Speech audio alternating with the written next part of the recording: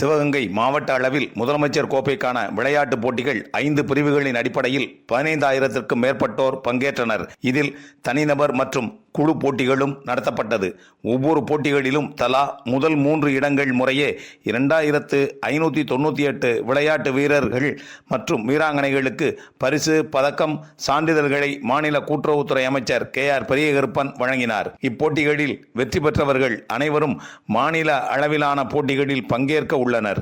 இம்மாவட்டத்தில் பள்ளி மாணாக்கர்களுக்கு விலையில்லா மிதிவண்டி வழங்கும் திட்டத்தின் மூலம் மாவட்டத்தில் உள்ள 68 அரசு பள்ளிகள், 105 அரசு உதவி பெறும் பள்ளிகளில் மேல்நிலை 1ஆம் ஆண்டு பயின்று வரும் 4,817 மாணவர்கள், 6,564 மாணவிகள் என 11,381 நபர்களுக்கு இம்மிதிவண்டிகள் வழங்கப்பட உள்ளது. அதன் தொடக்கமாக திருப்பத்தூர் ஊராட்சி ஒன்றியத்துக்குட்பட்ட பூலாங்குறிச்சி வேலங்குடி அரசு மேல்நிலைப்பள்ளி, திருக்கோஷ்டியூர் அரசு மேல்நிலைப்பள்ளி மற்றும் நெற்குப்பை பேரூராட்சிக்கு உட்பட்ட சாத்தப்பா அரசு மேல்நிலைப்பள்ளி ஆகிய பள்ளிகளில் பயிலும் 799 மாணவ மாணவிகளுக்கு 38,68,760 ரூபாய் மதிப்பிலான மிதிவண்டிகள் வழங்கப்பட்டது.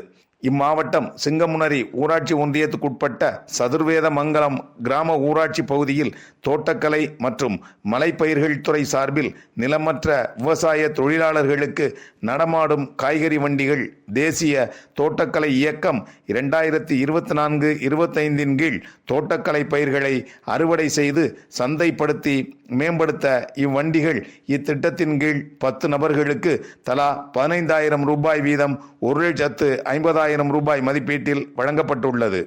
மேலும் மாவட்டத்தில் நீர் மேலாண்மையை பாதுகாக்கும் வகையில் பல்வேறு திட்டங்கள் செயல்படுத்தப்பட்டு வருகிறது.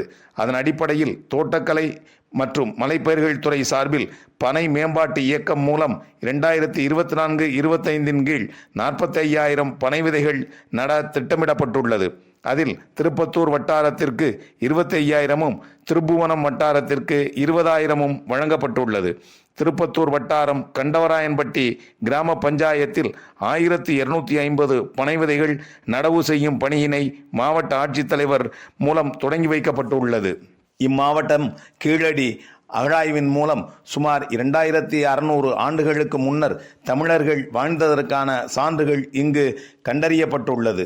தொல்லியல் துறையின் இப்பணியின் மூலம் உலக நாடுகள் எல்லாம் பரவி பல்வேறு நாடுகளில் இருந்தும் சுற்றுலா பயணிகள் வந்த வண்ணம் உள்ளனர்.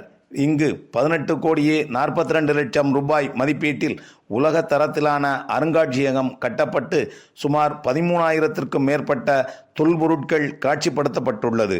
இச்சூழ்நிலையில் மத்திய சுற்றுலாத்துறை இந்திய அளவில் சிறந்த பாரம்பரிய சுற்றுலா தளமாக கீழடியை தேர்வு செய்துள்ளது. இதற்கான விருதினை இக்கிராம ஊராட்சி தலைவர் வெங்கட சுப்பிரமணியத்திடம் இந்திய குடியரசு துணைத் தலைவர் ஜெகதீப் தன்கர் வழங்கியுள்ளார். வரலாற்று சிறப்புமிக்க மாவட்டமாக இம்மாவட்டம் திகழ்ந்து வரும் வேளையில் சங்ககால தமிழர்கள் வாழ்ந்த காலத்தில் அவர்கள் பயன்படுத்திய பொருட்களை உலகத் தமிழர்கள் மற்றும் இளைய எதிர்கால சந்ததியர்கள் பார்த்து அறிந்து கொள்கின்ற வகையில் அகழாய்வு பணிகள் 10ஆம் கட்டமாக இங்கு தொடர்ந்து நடைபெற்று வருகிறது.